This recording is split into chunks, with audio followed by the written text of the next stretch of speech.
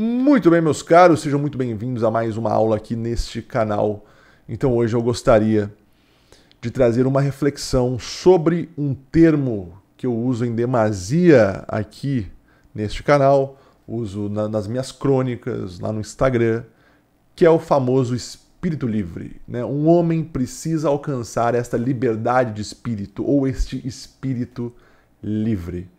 Guilherme, que diabos é isso? Que diabos é espírito livre? E nada melhor, né, para trazer nessa reflexão de hoje do que um personagem muito conhecido por vocês, acredito eu, que é o professor de química Walter White. Walter White, né, personagem da série Breaking Bad. Então, se você está aqui e você nunca assistiu Breaking Bad, vai ter spoiler. Então eu vou falar, né, da história do professor Walter White, do que aconteceu com ele, de onde ele vai terminar.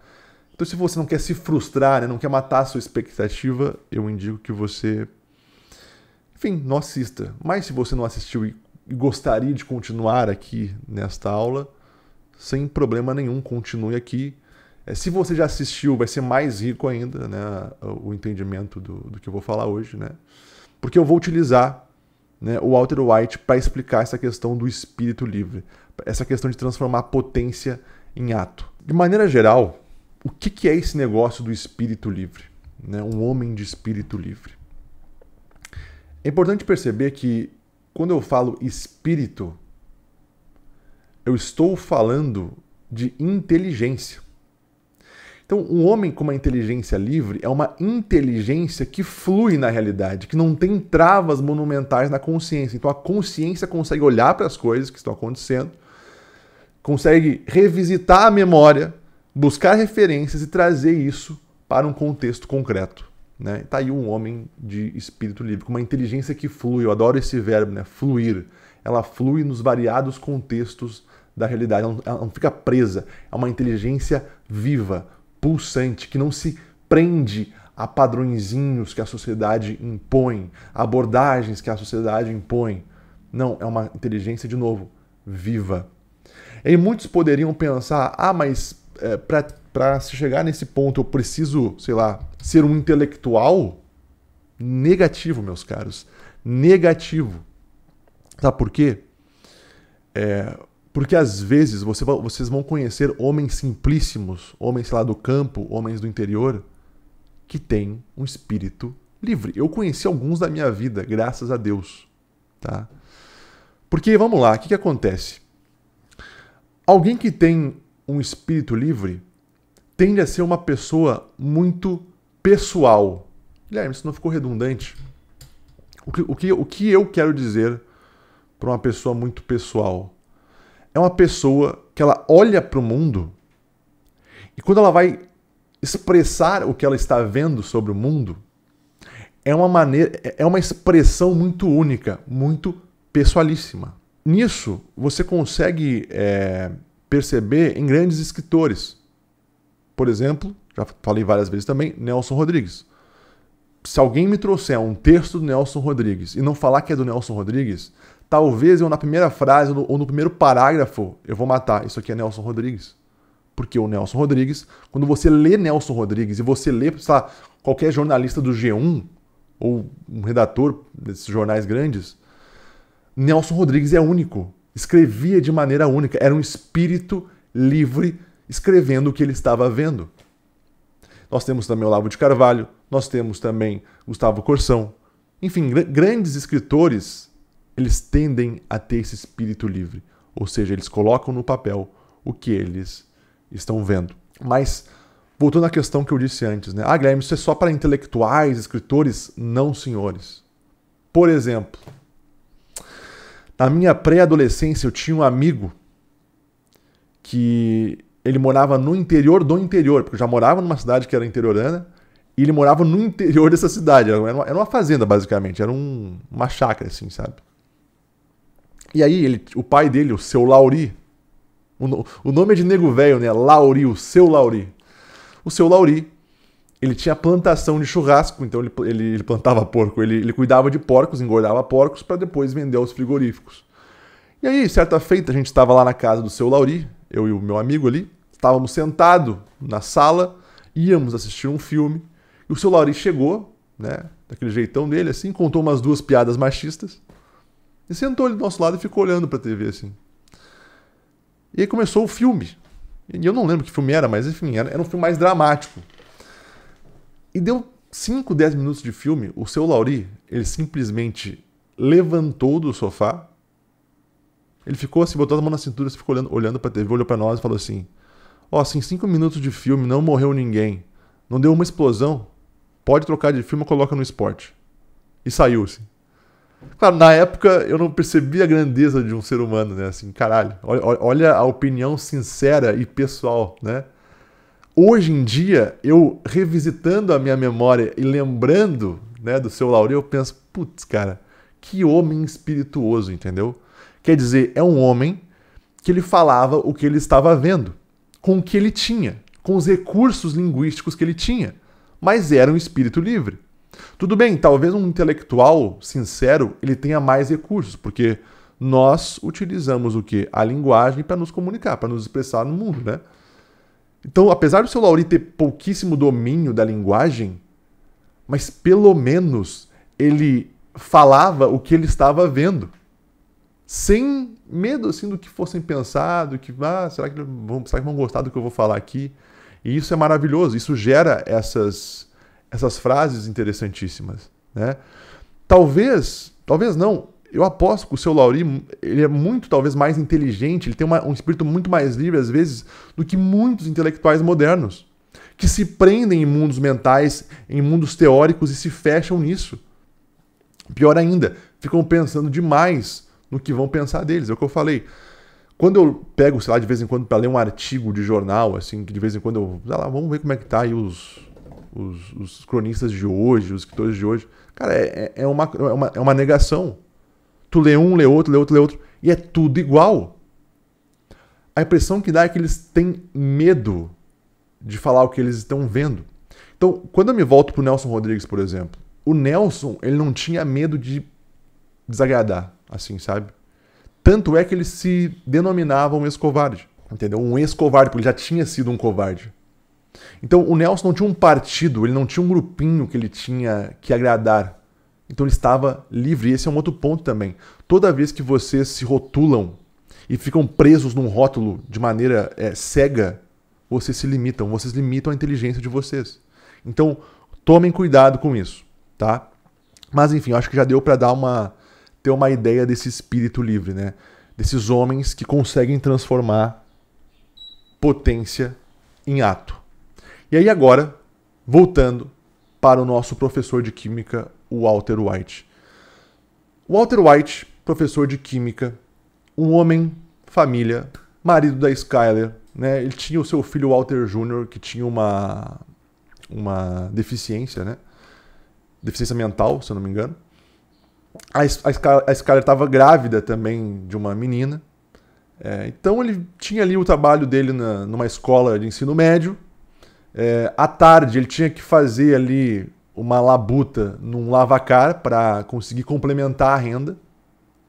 Ele vivia essa vida comum, mas o Walter White, ele tinha um potencial muito maior do que ele estava transformando em ato. Então o Walter, ele sempre foi um homem, se a gente for olhar assim, parece muito corretinho com as coisas, sabe? Só que é tão corretinho a ponto de parecer que ele foi meio covarde para muitas coisas na vida dele.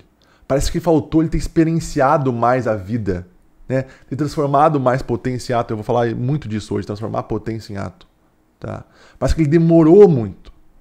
Aí, imagina, um homem ali, né, sei lá, classe média, tendo essa vida, digamos, entre aspas, medíocre, sabendo que ele poderia muito mais, ele chega aos seus 50 anos e ele descobre que ele está com câncer. E até chegar nesse momento, meus caros, assim, tu começa a ter uma certa dó do Walter White, porque ele é humilhado na escola, tipo, os alunos estão cagando para a aula dele. Quando ele tá lá no lavacar, lavando não sei se é uma Ferrari, mas é um baita um carrão, ele tá lá ajoelhado lavando, aí de repente chega 2 alunos dele, 2 populares, a menina e o menino, assim, sabe? E ficam zoando ele ali no lavacar, tiram foto dele ajoelhado lavando um carrão dos alunos ali. Ele é humilhado pelo chefe dele, do Lavacar, lá, o judeu que tem a sobrancelha gigante. Ele é humilhado pelo Hank, né, o cunhado dele. O Hank é o grande falastrão, né? Já perceberam? É o homem que joga solto, é o cara que sabe ser homem, é o cara que é o piadista e tal, é o cara que se impõe, enfim. Ele tem um ego meio elevado, né, o Hank. Então ele sempre se sobrepõe ao Walter White. Então o Walter White, ele tá nessa vida de humilhações, digamos assim. E aí, pra complementar tudo isso, ele descobre que ele tá com um câncer no pulmão. Um câncer, assim, que ele vai ter 2 anos de vida no máximo, né? Vocês imaginem, né? Você tem todas essas cenas agora, né? Ele sendo meio que humilhado na vida ali comum dele. E aí, porra, um homem tão humilhado e ainda ele descobre que ele está com câncer, ele tem, sei lá, 2 anos de vida. Imagina ele olhando pra ele mesmo. Pô, mas que vida de merda. O que eu fiz na minha vida? Sou um mero professorzinho de uma, sei lá, de uma escola do ensino médio. A minha aula é péssima, meus alunos não estão nem aí pra mim. Eu não fiz grandes coisas, não tive grandes experiências na vida.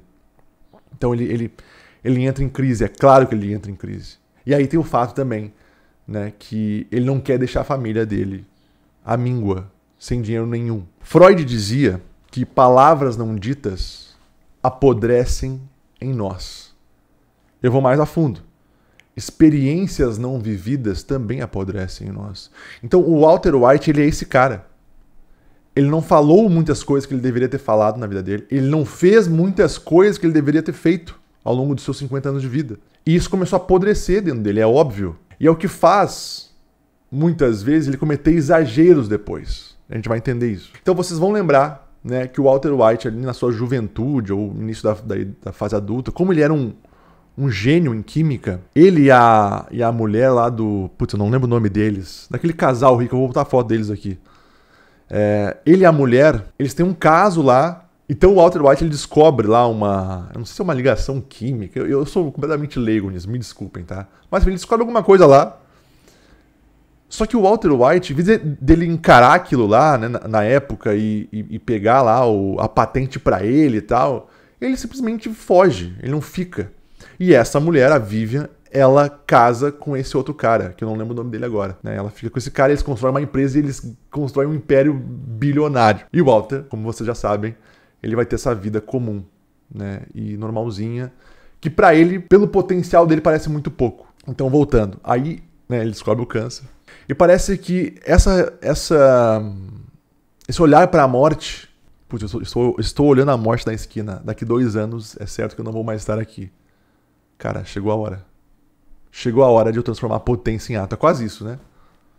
Como eu sempre falei para vocês, eu acho que eu falo quase em todas as aulas aqui. Qualquer reflexão que valha alguma merda precisa ter ali a morte como plano, como fundamento.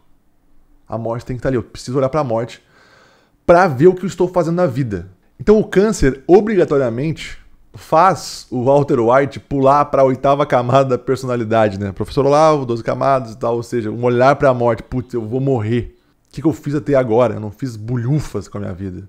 Eu deixei experiências apodrecerem dentro de mim. Eu deixei falas apodrecerem dentro de mim. E aí, de uma maneira até um pouco, talvez, desesperada, ele começa a querer colocar essa potência que estava muito grande dentro dele em ato, assim. E ele vai para um caminho, digamos, mais imoral. Só que eu quero que vocês percebam, para quem assistiu ali a primeira temporada e um pouco da segunda, é muito interessante e é muito legal de ver o Walter se impondo na vida dele. Porque a gente começa a ter pena, né, no começo. Tipo, pô, tu começa a ver ele sendo humilhado, tu começa a ver que parece que a vida é injusta com ele. Aí ele descobre o câncer, aí tu pensa, cara, que cara fudido, que vida de merda, né? Tu começa a olhar assim.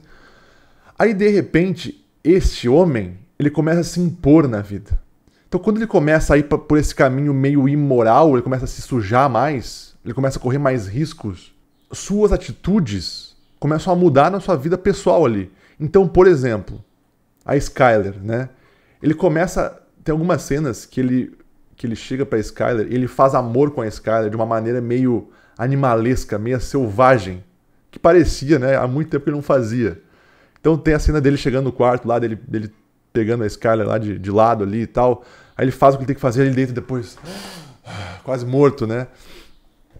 Tem uma cena também que ele tá no colégio, numa reunião lá de pais e mestres, onde, enfim, como sumiram alguns artefatos da escola, artefatos químicos lá, né, que o Walter mesmo que tinha pegado para fazer metanfetamina. O DEA, né, que é a polícia de narcóticos, que inclusive o Hank trabalha lá, né? Eles fazem uma reunião na escola para falar sobre isso, para alertar os pais, alertar os professores e tal.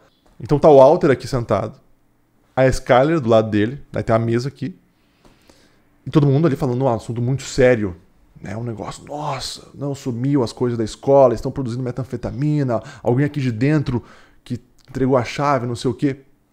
Então o Walter olhando assim, né?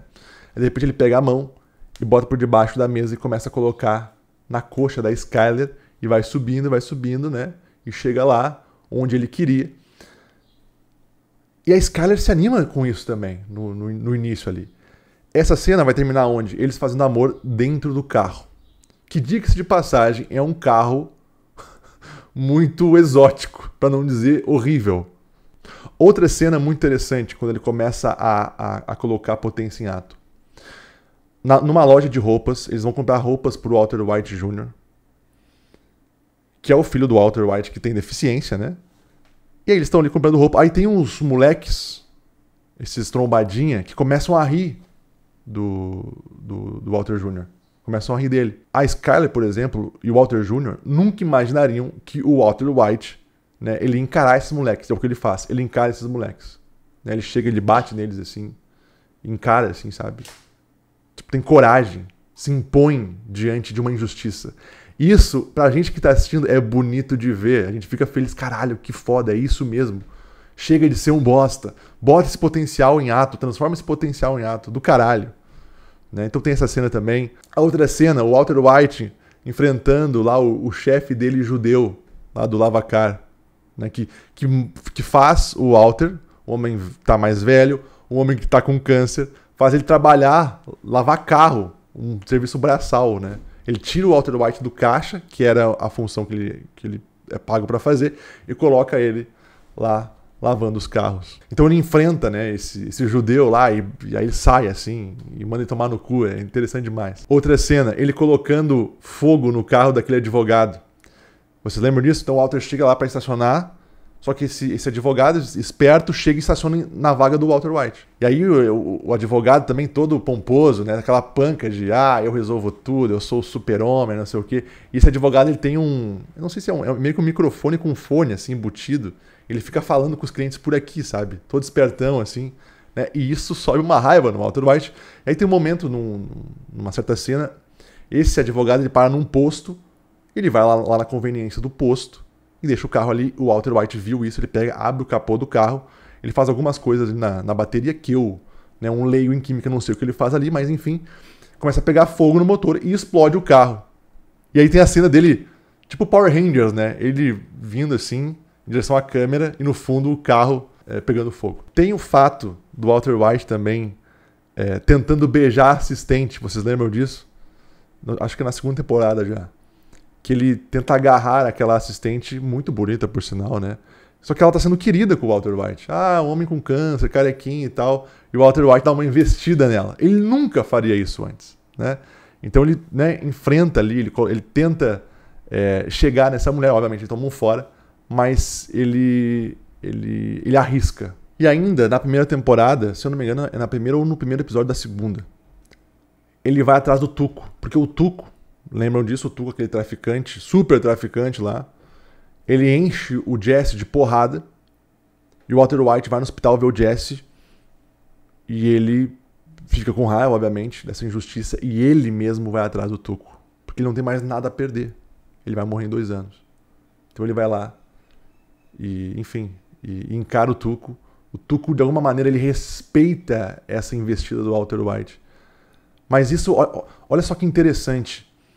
Em pouco tempo, um homem que viveu uma vida inteira contido, certinho, polidinho, de repente faz todos esses atos.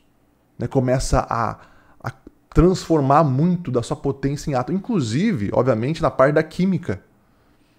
Então, né, a metanfetamina do Walter White é a metanfetamina mais pura que já se viu naquele lugar. Então, tudo bem, é óbvio que é algo imoral, mas eu quero que vocês percebam que pra gente que está assistindo aquela narrativa sendo contada, é de alguma maneira encantador. E aqui também fica um alerta pra gente. Quando um ser humano domina algo, e ele está exercendo este algo no mundo, a gente se encanta.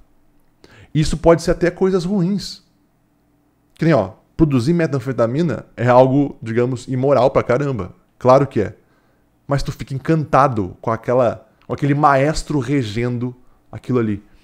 O mesmo acontece, por exemplo, que nem eu vi agora acontecendo nos últimos tempos, muitos rapazes encantados com a série Peaky Blinders, com o filme lá dos anos 70 do Poderoso Chefão. A gente olha aquilo ali, a gente olha aqueles homens agindo no mundo, tu pensa, caramba, que honra, que dignidade, pô, é assim que eu queria ser, né? O Thomas Shelby, não sei o quê. Só que no fundo esses caras são imorais pra caramba. Eles não são bons exemplos de vida. Eles são bandidos, porra. Só que por eles estarem, de alguma maneira, com um espírito livre agindo no mundo, isso nos encanta. Então é isso que nós temos também que tomar um pouco de cuidado. Então, apesar da gente se encantar com o Walter White, principalmente no início da série, a gente tem que tomar cuidado para não acabar defendendo ele até o fim. Porque é inegável, o Walter White ele começa a se corromper, a se corromper, a se corromper tanto, que ele vai acabar onde? Numa soberba absurda. Tanto é que tem uma cena, eu acho que depois que ele mata o Gus, né? Que ele liga pra escada e ele fala, eu venci. Quase como assim, eu sou Deus, né? Eu sou Deus, eu dominei isso aqui. O mundo é meu. E por que até ali ele venceu? Esse é um outro ponto importante de salientar aqui. Ora, era um homem de muito potencial. Ele começou a colocar essa potência em ato. Então era um homem muito inteligente. Só que percebam algo. Quanto mais você se torna inteligente, a inteligência ela vai, de alguma maneira, te dando poder, né? Porque você ganha autoridade sobre alguns assuntos, né? Então percebam que quanto mais um homem se torna inteligente e sagaz, maior também é a sua capacidade para o mal. Imaginem assim. Imaginem um Padre Pio. Um homem sagaz, inteligente, devoto, etc. Imaginem se o Padre Pio quisesse fazer o mal. Ele teria levado milhares, talvez milhões de almas para o inferno. Entendem? Homens muito grandes, homens com grandes inteligências, digamos assim, eles têm tanto uma capacidade monumental para o bem quanto para o mal. Então o Walter White, ele começa a se corromper, a se corromper, a se corromper. E o que a gente faz para não deixar essa inteligência ou esse espírito livre fazer com que nós nos achemos deuses? Sereis como Deus. Pecado de Lúcifer, pô. Movimento luciferiano. Como é que a gente, sentindo essa liberdade de espírito, a gente não cai em maldades, em pecados terríveis? E aí vem uma análise minha. O que modula, na minha visão, esse espírito livre é a confissão. É a prática da confissão. E, obviamente, quando tu olha para o Walter White, tu vê, óbvio, um homem que não se confessa com ninguém. Ele guarda tudo para ele. E se um homem não se confessa, o que acontece? Ele não olha para as próprias misérias.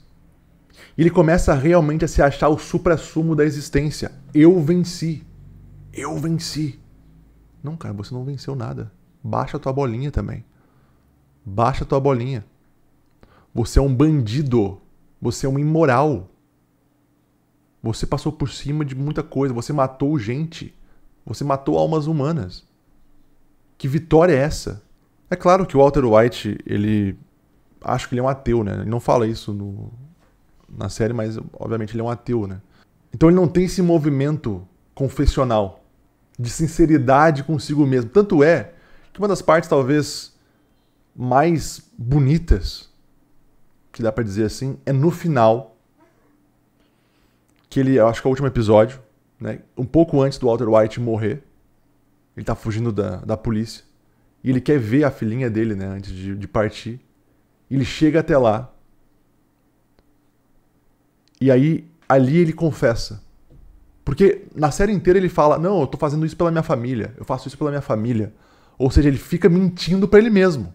Neurose. Ele fica colocando camadas de mentira em cima de algo vil. Então ele chega lá no final. E aí Skyler diz, né? Ah, tu vai falar de novo. Tu fez isso pela tua família. E ele fala, não. Eu fiz isso por mim. Eu era bom nisso. Enfim, aí depois ele vem a falecer. Mas esse é um dos únicos momentos sinceros do Walter, assim, que ele realmente assume a miséria dele. Só que ele deveria ter feito isso muito tempo antes. Então o que modula esse espírito livre para você não se tornar um algoz de si mesmo, um algoz das pessoas que estão ao teu redor, é a prática da confissão. E aqui, para quem não é católico, a confissão você pode se confessar de vários sentidos, de várias formas. Por exemplo, quando eu escrevo crônica ou quando eu me coloco a escrever aqui, muitas vezes eu estou me confessando. Tanto é que a minha página lá no Substack é Memórias e Confissões. Isso dá um alívio para a alma quando você consegue olhar para as suas próprias misérias e expor isso para alguém. Pode ser isso, você pode fazer isso numa folha de papel, você pode fazer isso quando você abre o Word e escreve um texto. Você pode fazer isso com um padre, você pode fazer isso com um terapeuta, você pode fazer isso com um amigo. É você expor aquilo, você trazer aquilo para o mundo, porque essa é uma outra coisa da personalidade. Você não consegue se ver quando você fica pensando coisas, você não consegue se ver. Agora, quando, por exemplo, eu escrevo uma crônica e eu consigo agora ler essa crônica, eu consigo me ver de fora, entende? Foi eu que escrevi isso aqui. Essa é a minha opinião. Ou seja, você consegue se ver nas suas obras. Ou quando você fala com um terapeuta e o terapeuta fala o que você falou pra ele de volta, você pensa, pô, esse cara sou eu. A coisa começa a ficar mais clara de quem você é, das suas próprias misérias. E isso modula um pouco esse espírito livre. Porque esse é o negócio. É maravilhoso a questão do espírito livre. É maravilhoso você fluir na realidade. Mas sempre com essa certeza, você não é Deus. Você não venceu porra nenhuma. Baixa a bolinha. Tá? E foi isso que faltou pro Walter White. Mas é claro que é muito legal, é muito interessante ver ele no começo ali, né? Ele se impondo na vida, ele fazendo coisas que ele deixou 50 anos guardadas, entendeu? E aqui fica um aviso para vocês, homens que me acompanham. Como eu falei antes, experiências não vividas apodrecem em nós. Então, porra, vocês precisam se abrir às experiências da vida. Correr riscos faz parte. A pior coisa é você chegar numa idade mais avançada e você tá ali, né? Cheio de coisas dentro de si, porque você se prendeu talvez a uma autoimagem. Eu falei sobre isso também na aula sobre o Lobo da Steppe. O Lobo da Steppe se prendeu naquela autoimagem. Não, eu sou o homem aqui, solitário, inteligente, que estuda Mozart, que estuda Bach, que estuda Goethe, etc. Não. Quando eu me prendo nessa autoimagem, eu não consigo mais fluir. Não consigo mais integrar a realidade. Enfim, meus caros, espero que tenha ficado claro. Contem comigo outra coisa, né? Sou terapeuta, então se vocês quiserem marcar terapia comigo aqui embaixo, tem o link do meu WhatsApp. De novo, reforço de novo também, se você quiser ler, ter contato com a minha escrita, aqui embaixo tem o meu Substack, lá o Memórias e Confissões. Fique à vontade. Então é isso. Fiquem bem. Fiquem com Deus. E sobrevivam.